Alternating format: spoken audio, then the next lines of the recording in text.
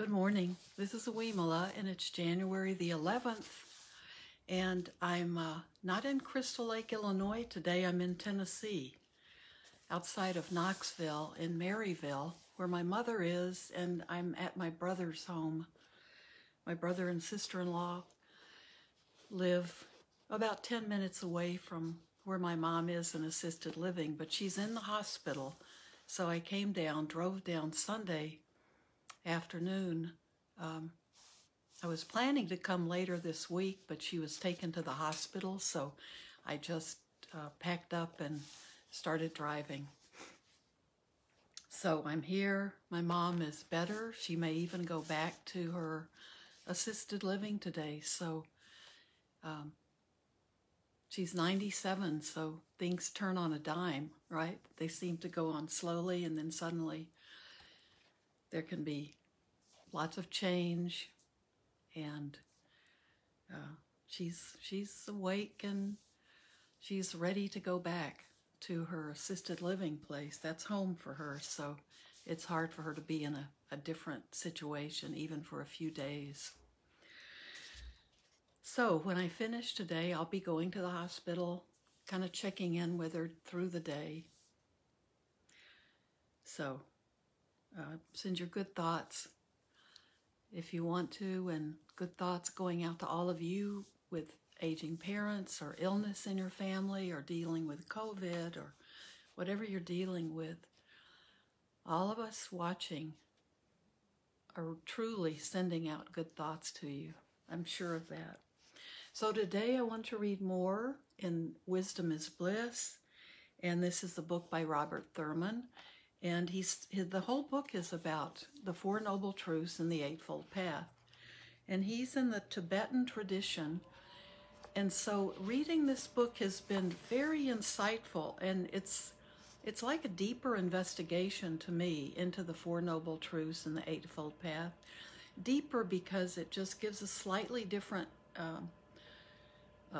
the wording is a little different, and maybe the phrasing of things are different, but these are all the same. All people who follow the Buddha's teachings are aware of and know that the essence of the Four Noble Truths and the Eightfold Path. But in different traditions, we focus on different aspects, and so that's good to see. It's good to know, and something may really be poignant and make a lot of sense to us coming from someone in a different tradition just because they're phrasing it differently. So I don't think we should rule it out. We use discernment if there's something that's not exactly what how we've understood things. It doesn't mean we just swallow whatever we read from someone who's well known, but we can use it to be part of our own analysis of the truth. But his writing is beautiful, and I think it's a good read, and it's good food for thought. For me, it's just enhanced my understanding of the Eightfold Path. So we just talked about the Buddha's enlightenment. This is on realistic mindfulness, and it's such a good chapter. I don't want to skip around. So I'm going to pick up where I last started reading, and it's realistic mindfulness. And this is right after his achieving enlightenment, after the 6 years that he spent being an ascetic and doing all kinds of deprivations to the body, and realized that only led to death. It didn't lead to enlightenment. As soon as he found out who he really was, which is how Robert Thurman describes becoming enlightened, who he really was, he recognized that it was not as if he had changed from one thing into another. He simply came to know what he had always been. His sense of himself is separate, a piece of live physicality, separate from its environment and other beings, with a separate self-essence, somehow contained within their physicality, was mistaken. That was a mistaken belief he had before he knew who he was. It was ignorance, misknowledge.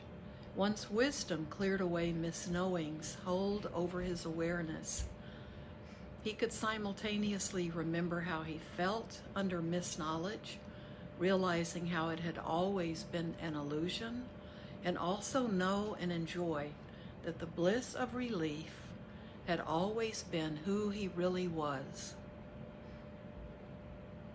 He realized that he had always been enjoying it as his actual nature, while his mind was kept unconscious of the fact by habitual misknowing.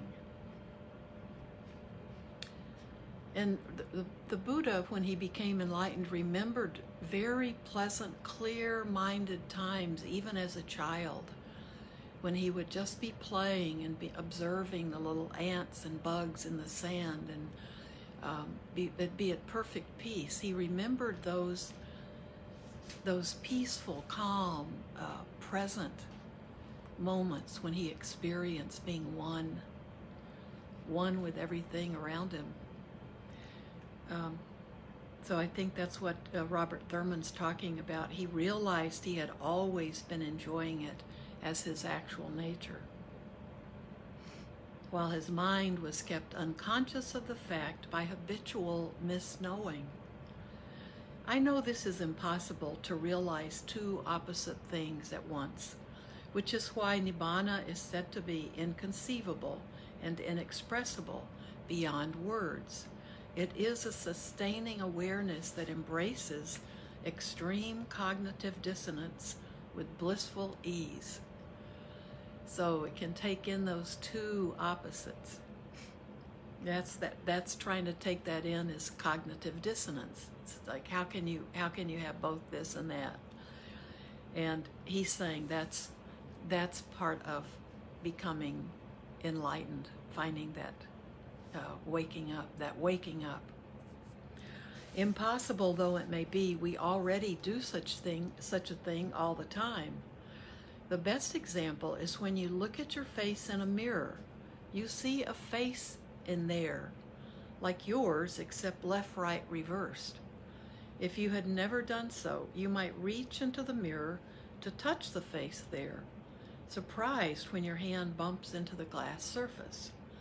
After you have that surprise, you know it is only an illusion, a reflection of your own face. You continue to see it in just the same way, and yet you simultaneously know that it is not, as it seems, but an illusion on the surface of the mirror. Without any strain, you maintain the two knowings, that of the 3D image out in the room beyond the mirror window, and that of its illusoriness. You simultaneously reconcile the cognitively dissonant awareness of your face as both being there and not really being there. Ignorant misknowing awareness dooms us non-Buddhas to the suffering of living in a mirror reflection world that seems to be evidently apart from us. This is more misknowledge than ignorance, since you actively think you know something that is not real to be real. This is the basic cause of your suffering. You think you know a certain environment and world, and you try to live in it, but you keep banging into its mirror reflection, unreality. You know you are in some reality, but you are unconscious of it, so you are always anxious and insecure. That's the suffering that the Buddha discovered the way out to, the way out of. The shocking fact is that Buddhist psychology shows us that any unawake, suffering person is diagnosable as virtually psychotic in today's psychological terms, as they are suffering from a psychosis defined as a lack of contact with reality. To the extent that you are unenlightened, you are living in an unreal world created by your misknowing, distorted psyche, which makes you technically psychotic. Don't take it personally, says Robert Thurman. I am not yet fully enlightened either, so I am happy to join you there. Technically psychotic. But it is a big relief to know the diagnosis, as it gives me hope that I can practice realistic remembering and be cured of my misery. So the diagnosis is we're psychotic, and the medicine is practicing realistic remembering, and that can bring an end to our misery. Buddhist psychological science provides me with that diagnosis. It also presents me with the super positive prognosis that my suffering is curable in Nibbana, which is unalterably my real reality, experientially reachable by a comprehensive therapeutic super education. That's the supramundane path. That's the path leading to liberation. Before we're really on the path to liberation, we are still on a path to becoming a better person. So that's valuable in itself. And as we continue and move more into the mindfulness and the deeper meditation, the wisdom, where we take the wisdom from the path and strengthen ourselves with the ethical and moral part of the path, and then go within and go deep within. That's where we gain. That's where we're on the super education, putting all of the path together. As one of the psychotics myself, I think I'm in a world that isn't the real one, but to begin to correct my psychosis, it helps to know I'm misknowing, that we're misunderstanding that. I'm still in it. I think still suffering in 2021 New York, on Turtle Island, or the North American continent, planet Earth, in our solar system and galaxy and nebula. I believe myself to be in a coarse physical body, an entity different from other beings and other things, the table, floor, wall, ceiling, and computer. I habitually think I'm really me. I habitually think I'm really me, and the other, the world, is really something different. I am what Buddhist psychology calls an alienated individual. I act on the world, reaching out to people through an envelope of disconnection, my inner psychosis causing me to absolutize people and the world around me as completely different, making everything unnecessarily problematic and leading to a tendency to not take responsibility for myself. Once we move beyond denial and diagnose ourselves in this way, our creativity emerges into mindfulness. We are encouraged to be more realistic about ourselves, to be mindful of what we actually are, open to the possibility that we have been misknowing ourselves. Wow, this is amazing. Just reading this is amazing. Now let's follow the mindfulness or remembering source, the great focus of Mindfulness Discourse. Though this is a witness of the Buddha's direct teachings, direct discourse, it is not at all religious. It is only therapeutic, a doctor's leading of the patient through a specific therapeutic protocol. You decide to educate yourself in mind, so you assume the position of balanced sitting, either in a chair or cross-legged on a cushion. You can sit with your back straight, hands folded in your lap. Your mouth can be gently closed with your tongue touching your palate, your chin slightly tucked with the neck relaxed, shoulders square straight, and your eyes half-lidded and focused just beyond the tip of your nose. You are going to focus your mindful awareness on your body where you are located, to become lucidly awake about being it. You start by focusing on your breath, the bridge between body and mind. You breathe normally through your nostrils and count your breaths on exhalation from 1 to 10. You will almost at once notice that a train of thought will take you away from the counting before you get very far. And in that moment, your mindfulness kicks in. You remember you are practicing mindfulness. So you let go of the train of thought, dismount from it, disidentify from it being you, and come back to one with the exhalation of that moment. Don't cheat yourself by resuming from wherever you remember you had reached, be it 2 or 3 or higher. Go back to 1. No one is judging your failure to concentrate on the counting. Actually, your success is your noticing your mind being distracted by a thought train coming out of your unconscious. You dismount from the thought train and refocus your concentration on the breathing. I'm going to read the next paragraph, and then we're going to sit and do just exactly what he's told us to do. We all know this. As you continue, you may find you are more and more successful in that you become aware of more and more distracting thoughts, and of distracting thoughts about the distracting thoughts, and all sorts of funny memories that are good, and also many anticipations or anxieties, imagining future good or bad scenarios. This is a stage where if you have not learned something of the inner science about the processes, the benefits and dangers of practicing and not practicing, awakening and not awakening, you may become discouraged and turn to thinking of yourself as a hopeless case, a non-meditator, and decide it doesn't work for you and give up. You will lose your inner creativity.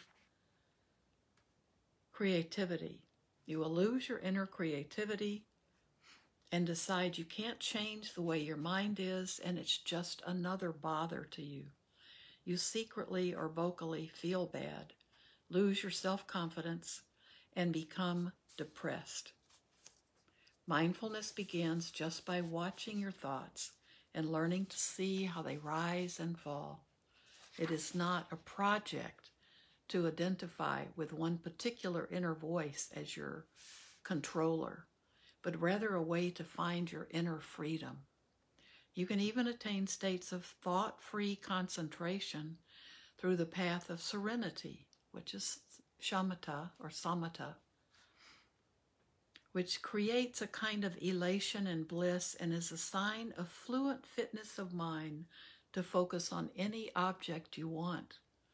Because such a state is not too hard to attain, some might think that just being thought-free is enlightenment, perhaps the goal of all practice. This is a misunderstanding with a bit of danger in it. The point is rather to gain inner freedom, become aware of your inner reactivity, make decisions about reacting or not reacting to inner thoughts and impulses, and then choose what you are going to manifest. In other words, don't believe everything you think.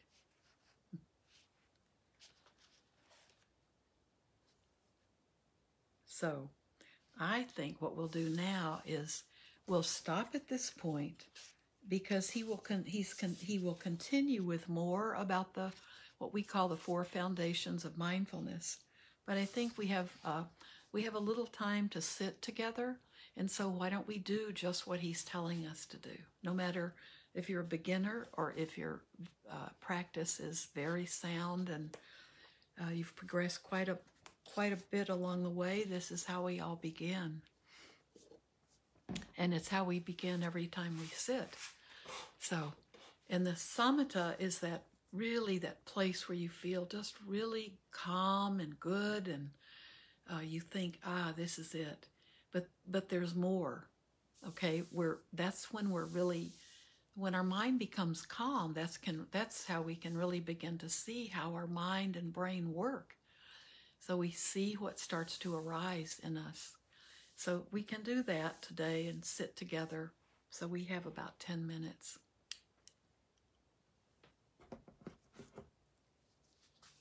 So he's now discussing the foundation for us in our Theravadan tradition.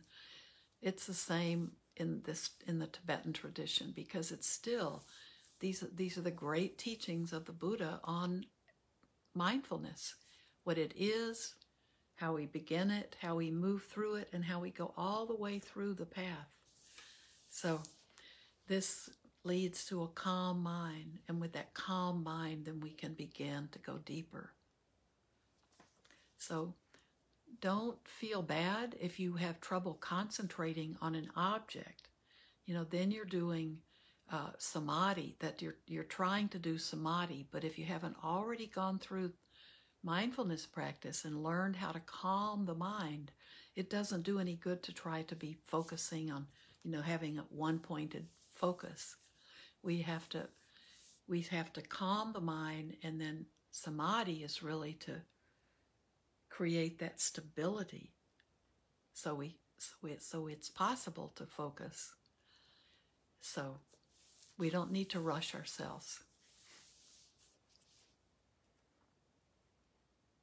So he's given us beautiful instructions. I've had teachers mention to put the tip of the tongue a little bit at the front of the palate of your mouth. We don't usually mention that in our Theravadan practice, but occasionally you'll hear that. And if you learn to do that way, or you'd like to do that, you can try that out and see if you feel more connected to yourself. I think it works with energy flowing in the body. So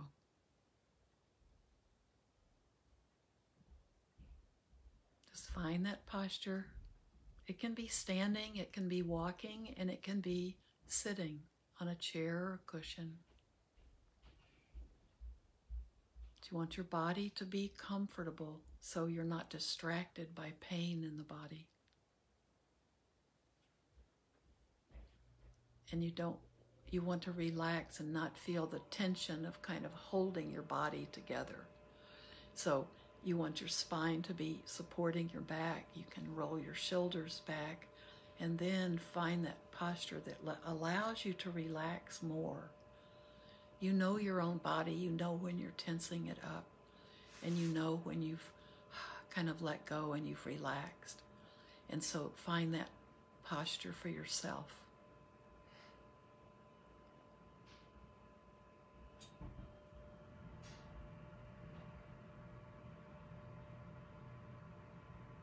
And let's do the counting to 10. Do it on your own. I'm not going to count for you.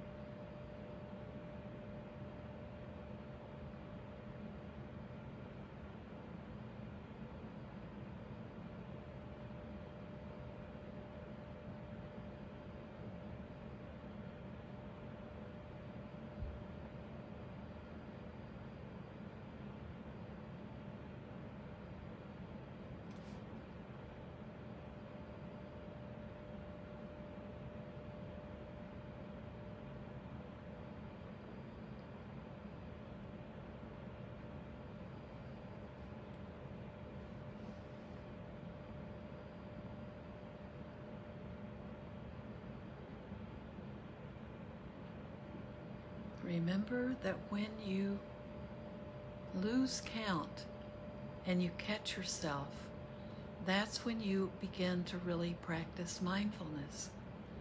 You're catching yourself. And start all over again. Start at 1. This is training.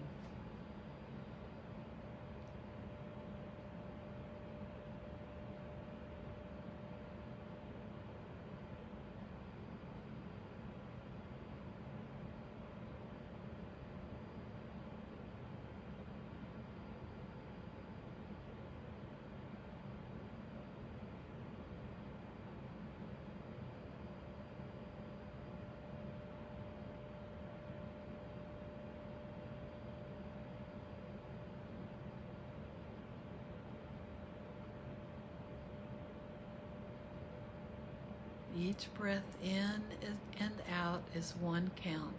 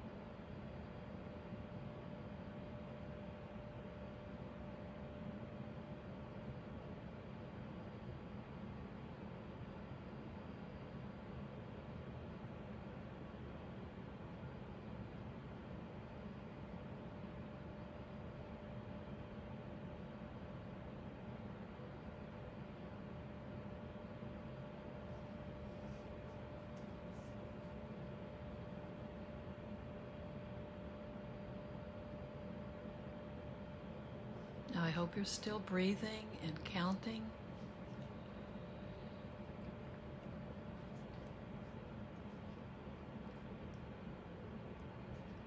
I saw, Eva, your comment about thanking me for taking time out even while I'm on the road.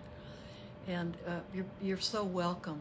And thank you for being such a regular follower and always being here. But I want all of you to know this is for the benefit of my practice just as much as it is for yours. So I'm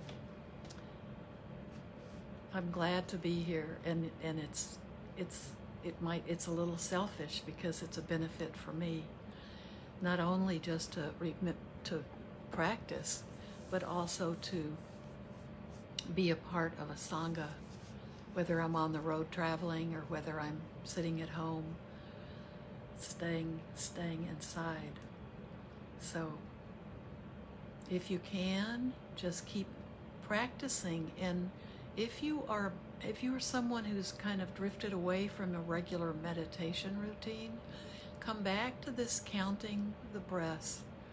And even if you have 15 minutes, make it your practice to stay to the count of 10. And anytime you get distracted and you lose the count, or you realize the last one was 4, and then, okay, don't say, okay, I'll just jump to 6. I probably missed 5. Go back to 1. It's not a punishment. Because remember, every time you notice and you start back again, that's where you're actually practicing mindfulness. So this is how we learn. And this is how we come back when we've been away for a while, or where we've gotten we may be dealing with something. Usually when we have a big problem, that's something going on out in the world, or to people that we care about, or anything that, where we're taking care of someone, or where we're affected by someone's behavior, or affected by the behavior going on in the world. That's when we often lose track of our practice. And I know that from long ago experience. So we are always coming back. And just think of each day when you practice that this is coming back. It's coming back to the basics, and it's strengthening our muscles. So it's not like a baby thing to come back counting the breaths. And it's very good for us to remember how easily it is to lose our mindfulness. And in situations, even with our loved ones, it's very hard to stay with mindfulness and be present. And this is the beginning of that. This is the beginning of the super education, the supramundane path. So this is what it's all about. It's about remembering who we are. And then we can let go of a lot of the, what he calls it, misery, the pain in our lives and the misery from thinking that we're separate from others and other things. So I'll be back. Today's Tuesday, and I'll be back on Thursday. So this has been wonderful for me to be with you, and I'll be off seeing my mom today, and that's stressful because she's not in a very good frame of mind, being pulled out of her, her comfort level. So thank you for being here for me. May everything we do and say and think today for each one of us be done not only for our own benefit, but for the benefit of all living beings everywhere.